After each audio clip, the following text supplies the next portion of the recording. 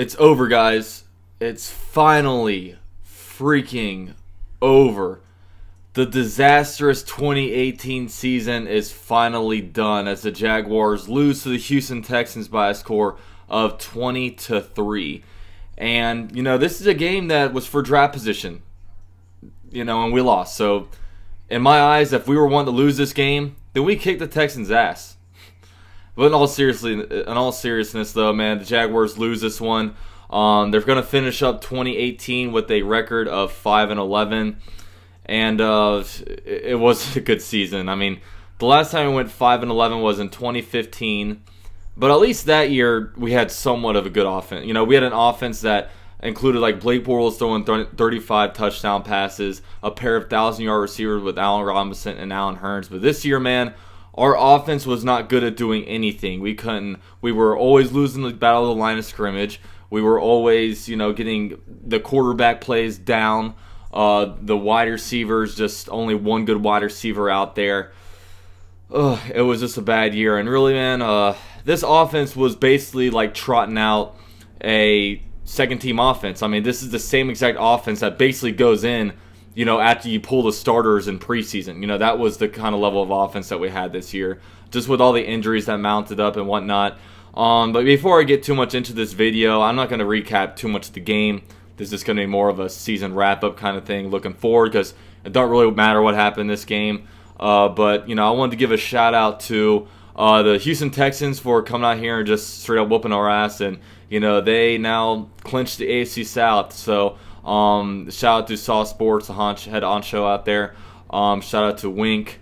Shout out to Joseph Tinney. I was on Saw Sports last night, and catch that video up there, kind of previewing this game, talking a little bit of Jaguars, Texans. So, shout out to those guys. Shout out to Steven Rose, L. Sticky's Lair, man. They went out there and they won the AFC South. And also shout out to the other AFC South teams, the Tennessee Titans and the Indianapolis Colts, because in Week 17 we have 3 AFC South teams still alive in a playoff hunt.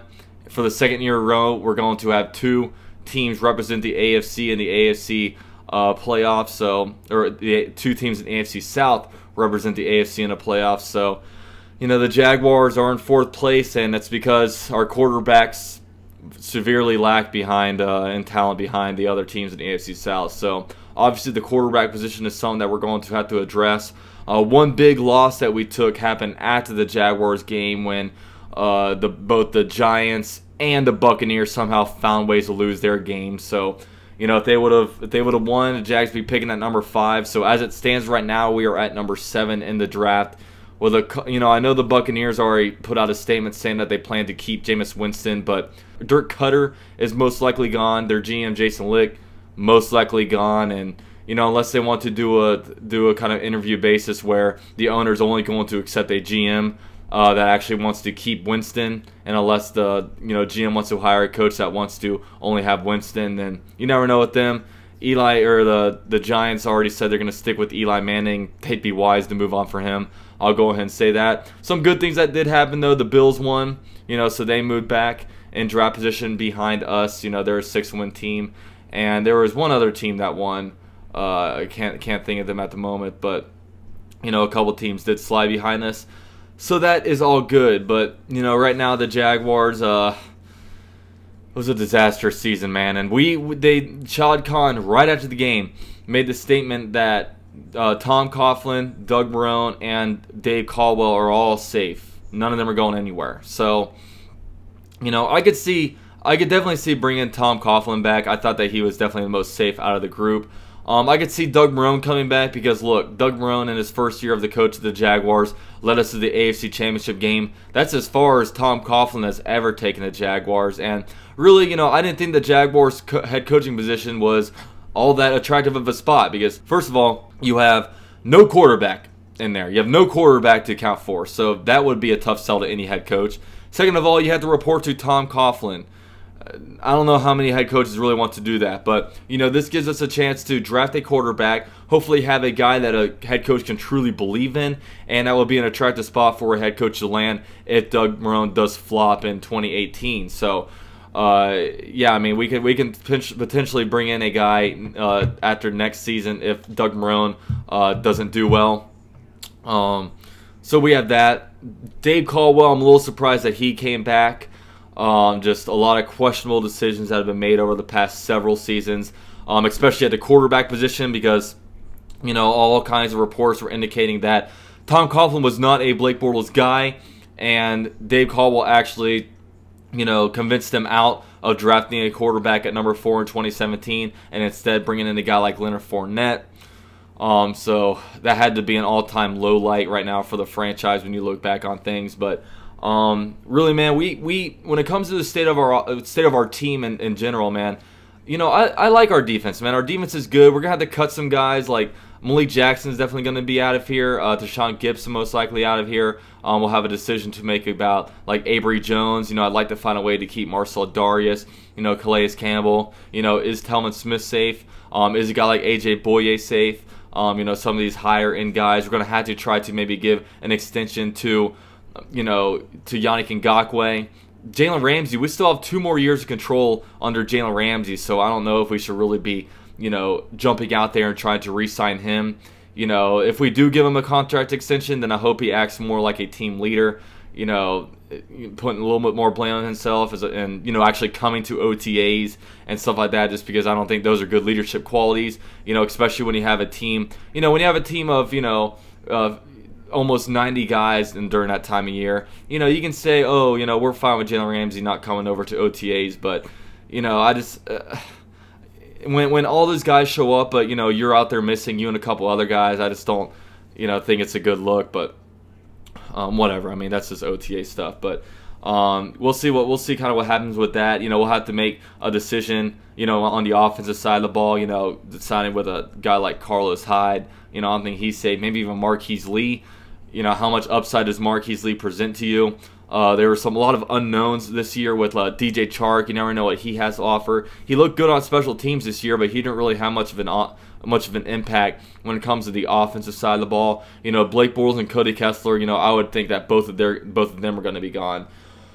There's a lot of things, but when you look at our offensive line was banged up the whole entire year. I mean, 4/5 of our offensive line that was left at the end of the season did not even start to the beginning of the year. Our left tackle Cam Robinson will be back. Andrew Norwell, he was a high money free agent signing, but you always had to overpay for those guys. I didn't think he was necessarily bad. Of course, he wasn't as great as he was in 2017 when he went into his contract year, but whatever. Brandon Linder will be back. You never know how many games he's going to count for. He's always due for an illness and an injury all season long. We'll have to figure out what to do at the right guard and right tackle spot. TJ Yeldon, he's in a contract year. He's going to be out of here. Dante Moncrief. It's exciting now, man. I'm excited that we're in the off season. I'm going to be a lot more motivated to make videos as opposed to doing half-ass preview and like recap videos. We can talk about what we need to do in free agency, talk about what we need to do in the draft. We can do scouting reports on different quarterbacks. It's going to be a good time, guys. Just, stick with me. Hopefully we got to make a big impact this next draft. We got to be able to get our quarterback. It's a crucial pick because the last 2 seasons, man, we have not been doing good when it comes to our draft picks. Leonard Fournette, not a good pick. Taven Bryan does not look like a good pick. But there's going to be some decisions to make this offseason. I'm happy we're here. We got New Year's 6 games coming up. UCF plays on Tuesday. Pumped about that. NFL playoffs will be fascinating. I'm just so glad it's the offseason. I'm so glad we don't have to watch this anemic offense every Sunday anymore. It hasn't been fun at all. Hasn't been fun at all. In the Boats last game, Blake Bortles put up 3 points. Terrible game for him. Terrible game for the whole entire offense. The defense actually did pretty good. They gave up 20, but what do you expect? But whatever. But yeah, the Jaguars dropped this one 20-3. They end the 2018 season with a record of 5-11, coming off of an AFC Championship game run, coming off of a first quarter of the season record of 3-1. We drop, in the next 12 games, we only come up with 2 wins. We lost 10 of our last 12 games. Not a good stat. But I appreciate you guys for hanging around this season. Has been fun for me. I know it hasn't been fun for you guys, except for the fans of other teams that just like to see me rant. But it's all good. But yeah, man, that's all I got, guys. This is UCF Jaguar with GenJag.com. Duval till I die. Go Jags all day long. We'll be back, and I'm out.